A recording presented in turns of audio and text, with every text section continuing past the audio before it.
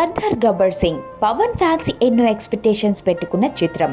అందులోనూ గబ్బర్ సింగ్ చిత్రం అనూహ్య విజయం సాధించిన తరువాత దానికి సీక్వెల్ గా వస్తున్న చిత్రం పవన్ కళ్యాణ్ అంతా తానే నటించి నిర్మించిన సినిమా.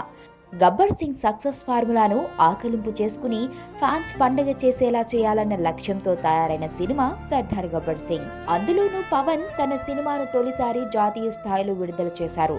హిందీలోకి డబ్ చేసి భారీ స్థాయిలో విడుదల చేశారు. అయితే సినిమా ఫలితం మాత్రం ఫ్యాన్స్ ను నిరాశపరిచిందనే చెప్పాలి. ఇప్పుడు ఈ సినిమా ఫెయిల్యూర్స్ పై విపరీతమైన చర్చ జరుగుతుంది.